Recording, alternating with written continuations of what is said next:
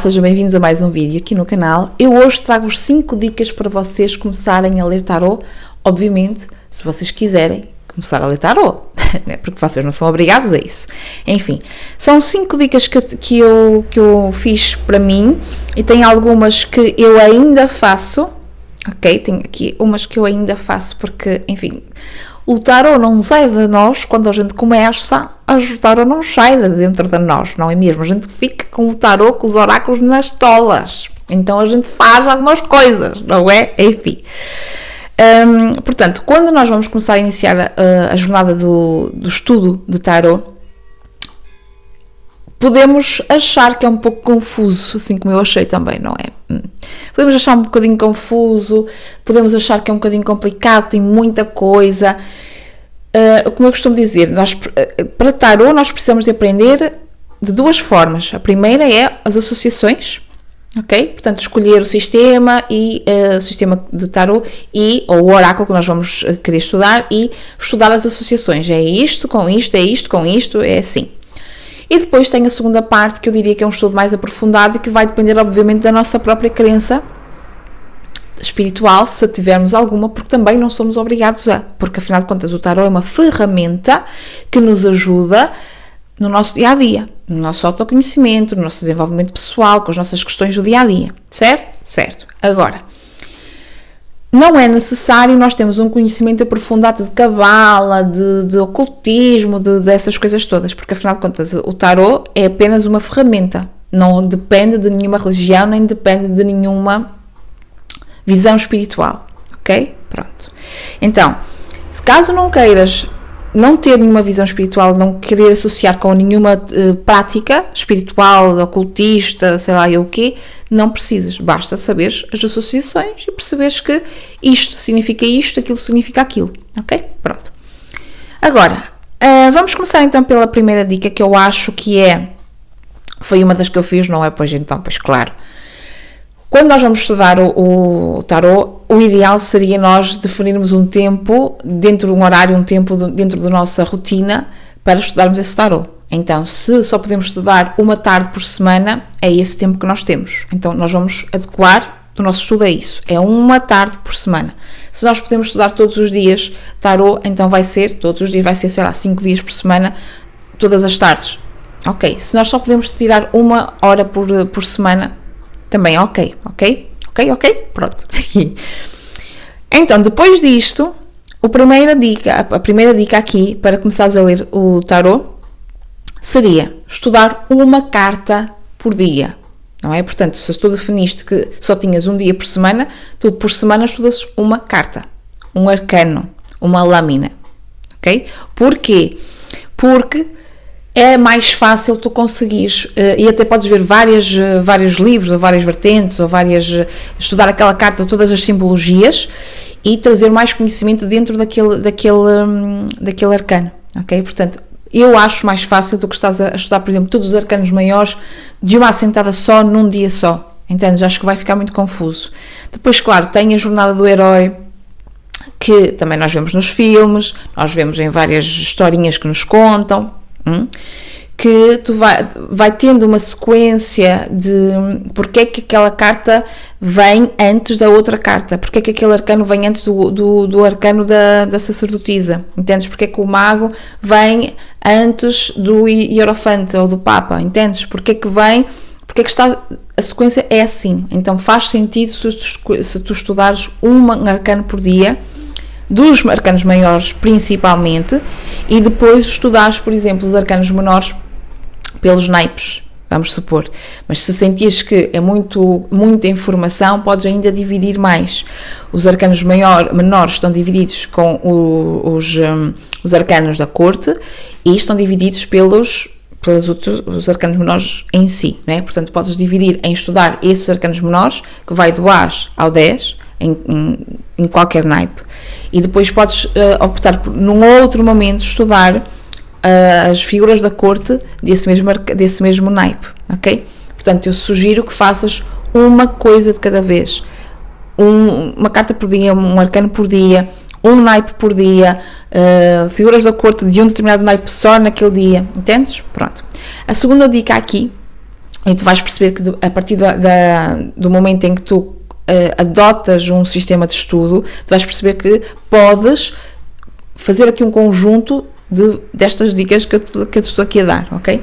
A segunda dica seria escrever o que a energia da carta te transmite. Portanto, tu olhas para aquela carta, e até pode ser antes de começares a estudar, e escreves qual é a energia, qual é a sensação que tu tens ao olhar para aquela carta, ok? Porque apesar de o tarot e os oráculos em si terem associações, terem símbolos, uma simbologia, que vão dar o tom, não é, à leitura, tu vais ter um símbolo que numa leitura vai te chamar a atenção e que te vai trazer aqui a mensagem referente a esse símbolo, e depois vais ter aqui numa outra leitura esse mesmo arcano que te vai chamar a atenção um outro símbolo qualquer que vai te remeter e vai te ajudar naquela leitura naquele momento. Então não é o conjunto da carta em si, pode ser, mas às vezes e muitas vezes acontece ser um símbolo específico daquele arcano, ok? Então faz sentido tu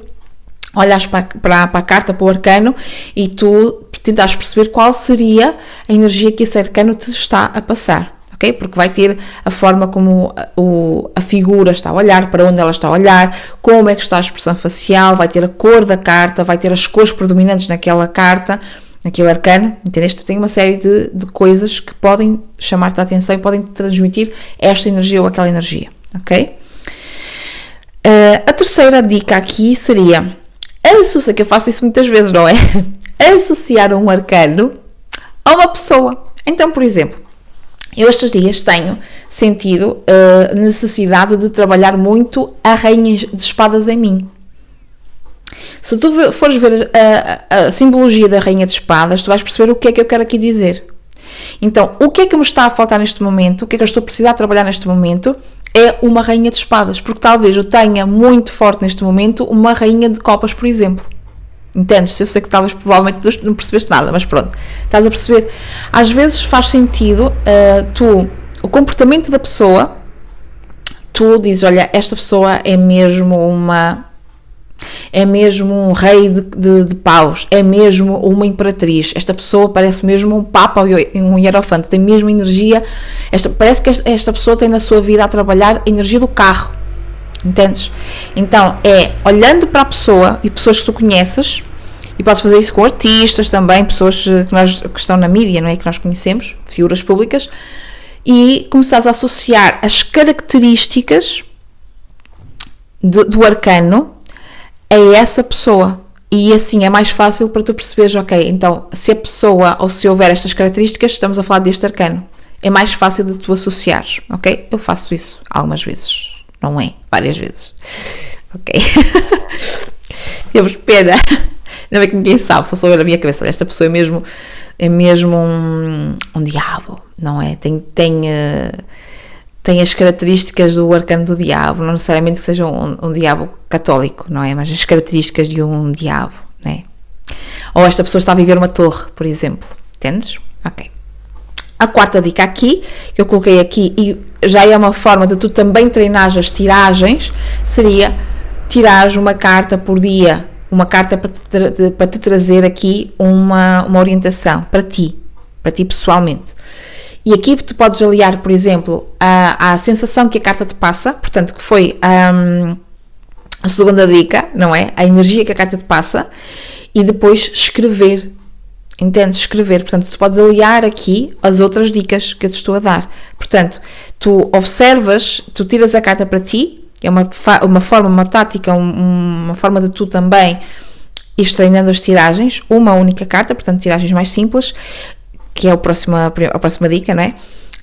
Mas tiras uma única carta e a partir daí já consegues escrever a sensação que aquela carta te passa. Entendes? Pronto. A quinta e a última dica, que aí já estamos a falar de um momento em que tu vais fazer tiragens, portanto, parte do pressuposto que tu já tens algum conhecimento sobre os símbolos e a simbologia de todos os arcanos, e podes começar somente pelos arcanos menores, e quando tiveres um pouco mais de traquejo com os arcanos menores, então passas para os arcanos, Quando tiveres mais traquejo com os arcanos maiores, então passas para os menores. E podes começar com tiragens simples, por exemplo, de uma carta, como falei na outra dica, mas também de 3 cartas, para tu ires treinando a associação da interpretação.